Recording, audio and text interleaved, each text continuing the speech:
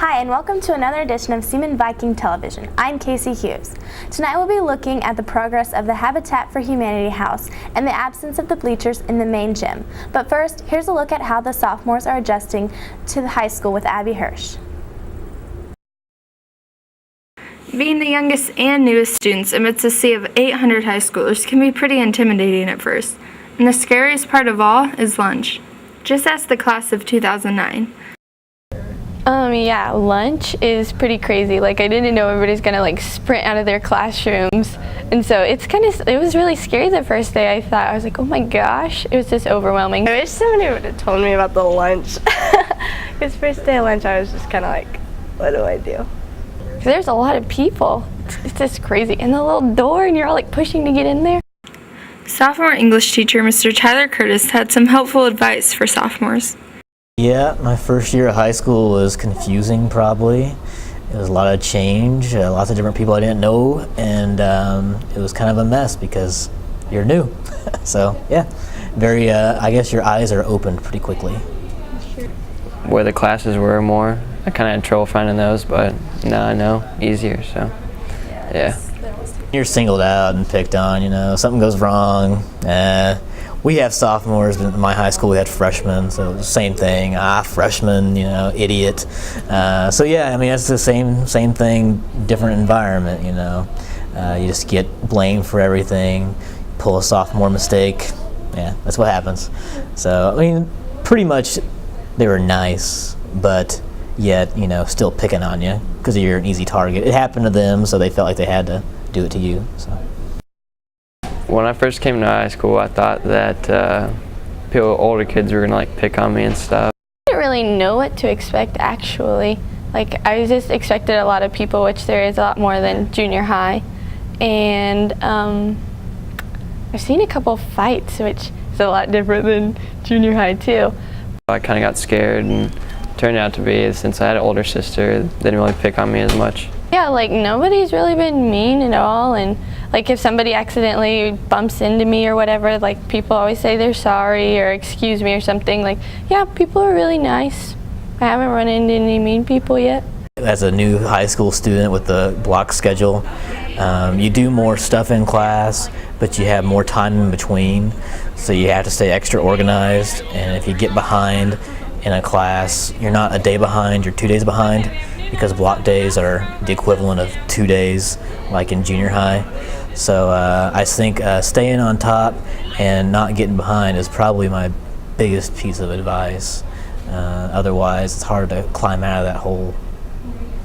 Block schedule is a lot different, but I like it because you can't have homework in every single subject every night.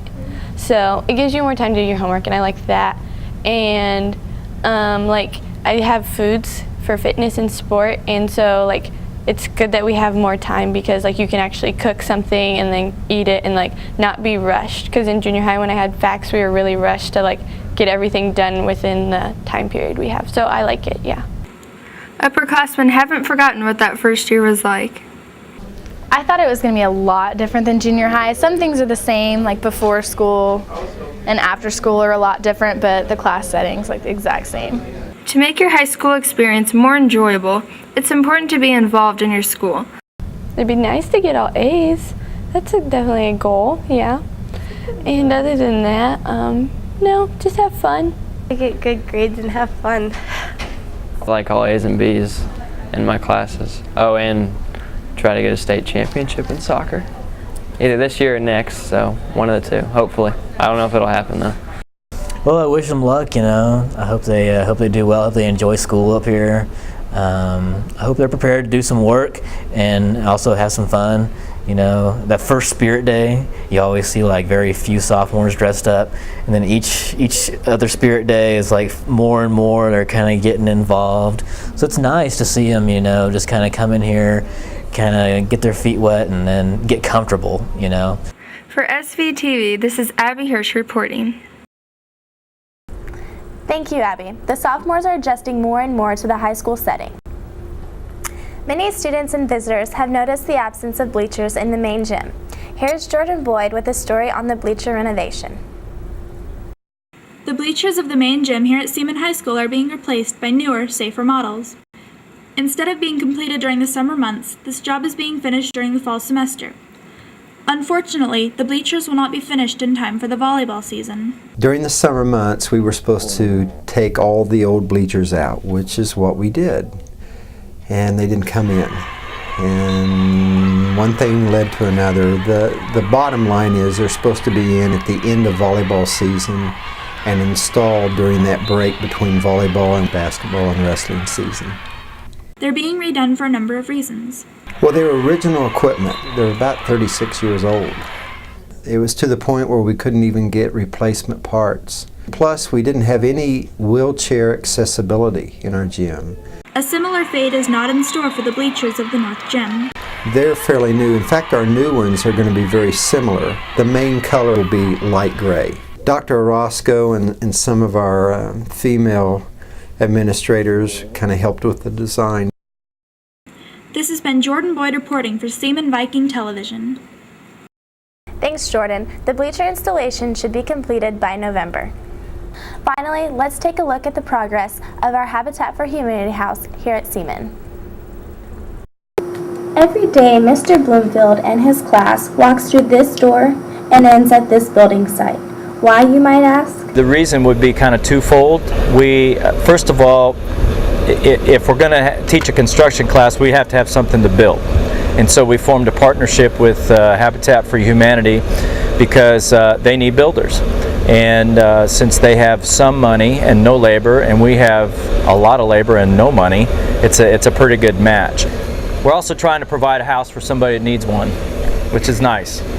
Here are Chris Munger and Travis Keller, seniors here at Seaman High School and in their second year building homes with Habitat for Humanity. The Habitat House is an organization and a class that we have here at school.